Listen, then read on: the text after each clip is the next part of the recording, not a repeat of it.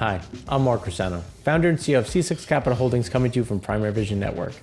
So we're kicking off the new year with an econ show. For those that don't know, because the holiday was on Monday, the EIA data will now be on Thursday, just because it always shifts down. So we'll do the econ show today. There's some decent stuff to catch up on. It won't be as long as some of the others, and I know some of you are breathing of an air of relief, knowing that we're going to start fairly slowly, working into the new year, given the data that has come out since, and what do we expect coming into this. So we have our normal 5 segments. We want to kick off with global trade. What are some of the expectations for global trade as we go into 2023? Just because it's not going to be uniform. And what I mean by that is there's going to be some interesting pieces on the bulk side, on moving refined products, oil. But then on the other front, when you start looking at trade from the point of goods, from container ships, there's going to be some of those differences, and we want to look at how that really interacts with the overall landscape of the global economy. Then we want to look at some of the leading indicators for the U.S., where we've had some economic indicators continue to roll over a bit and show some of those bigger warning signs that we've been talking about as we kick off the new year. And then we want to look at, how is the U.S. consumer kicking off 2023? Is it from a point of strength, point of weakness, a point of kind of, not much has changed? And those are some important pieces as we go into the new year. And then the European data continue to improve into year end. It's still in contraction, but not where it was. And we want to look at how is that going to interact with things going forward. And then on the other side, China's economy closed out much weaker into the year end. Obviously, they still had zero COVID. We want to look at some of those different the pieces on what is driving some of that as we head into 2023.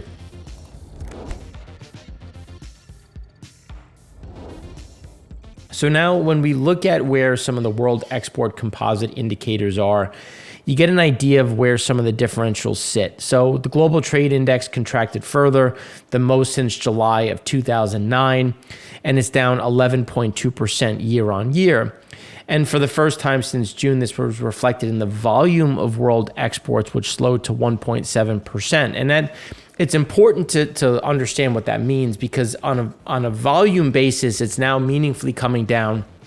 But on a value basis, it can be a bit elevated, which is why it's important to then pivot into volume. Now, given on a more myopic view, when you look at the US, I don't know about how your shopping went for Christmas, but it seemed like everything was on sale. There were all these sales that have only continued, and realistically that sales have gotten better in 2023, which we normally get sales in January. People are returning stuff, they're trying to move inventory, but the inventory side still remains much higher. We're going to talk about that in segment 2. And that's going to prolong some of these orders, or I should say delay when these orders have to be refilled. And that's where we see more pressure on the shipping side. When you look what's being loaded in China, what's coming over, and as China reopens, people are looking at this saying, well, it's going to be great for China. It's like, but where are their exports? What is their manufacturing going into? When you look at local demand can only do so much.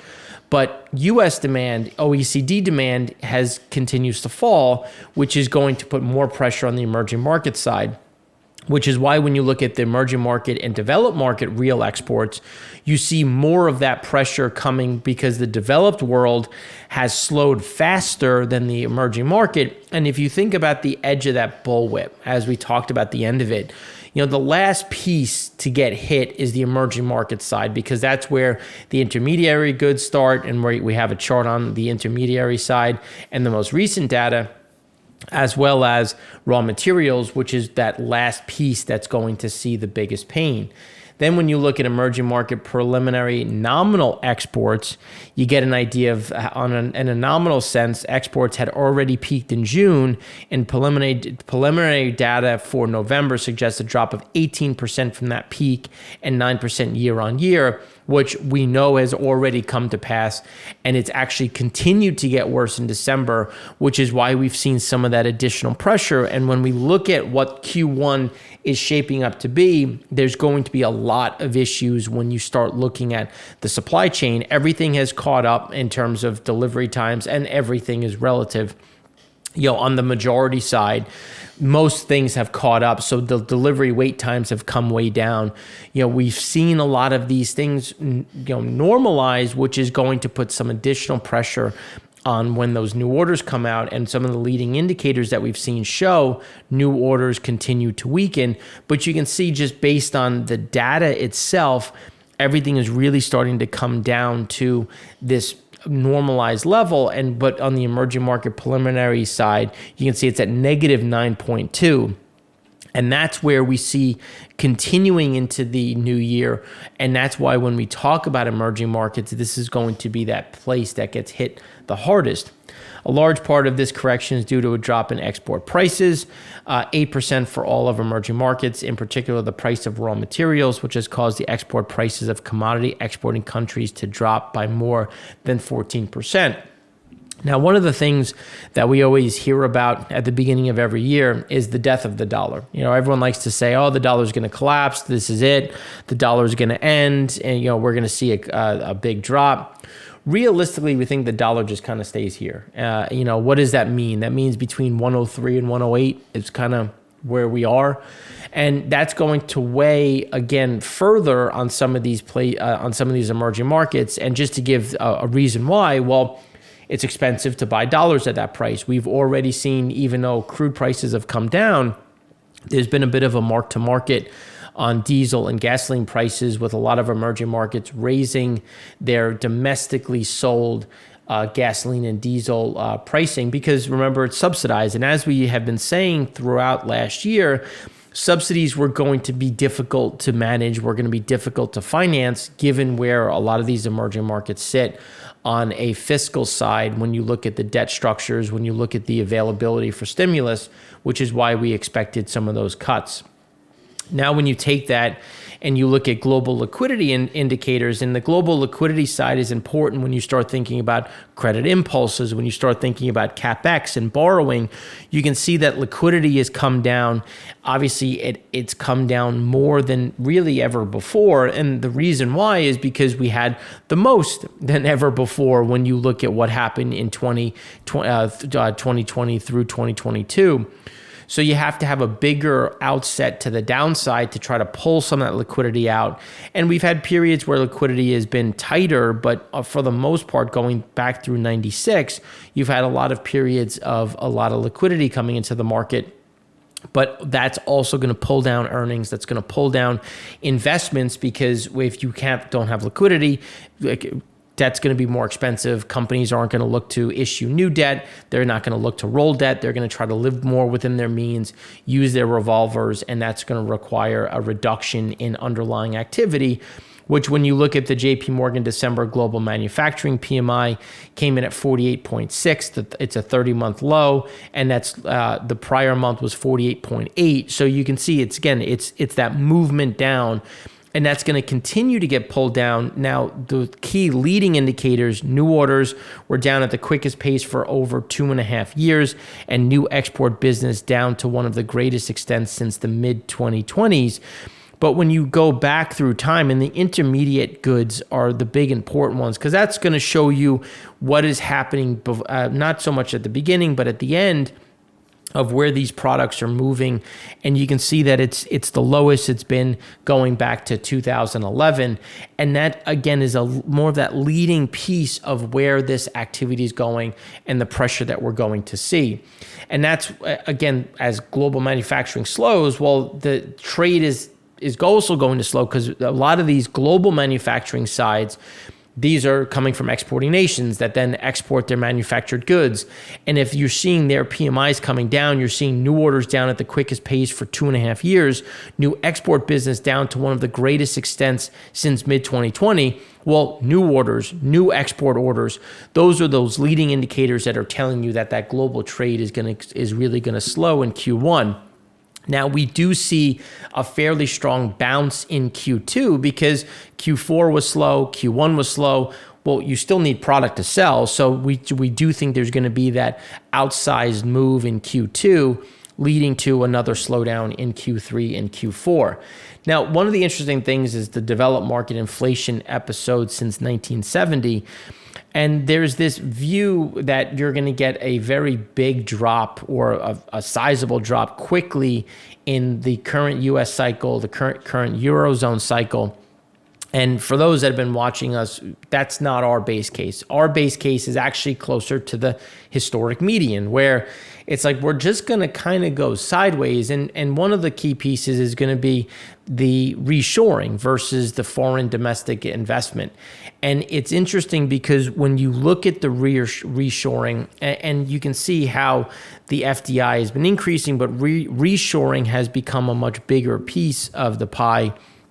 That's inflationary, because when you consider going back to the 60s and 70s, we were exporting inflation, we were exporting manufacturing, and we were importing deflation.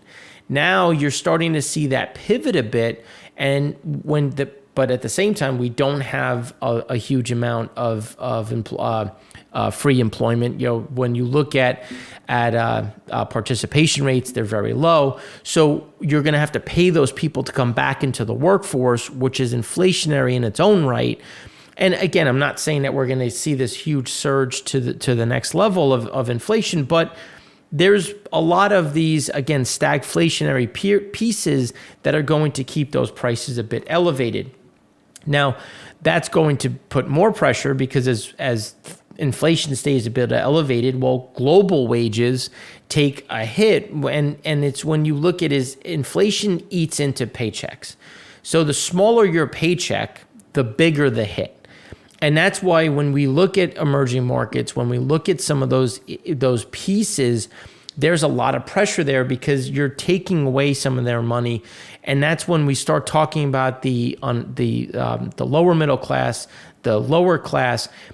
Their ability to spend is going to be hit extremely hard. And then when you take that and look at the emerging market side, that just gets exponentially worse given the amount of money they spend on food and other just basic necessities to survive.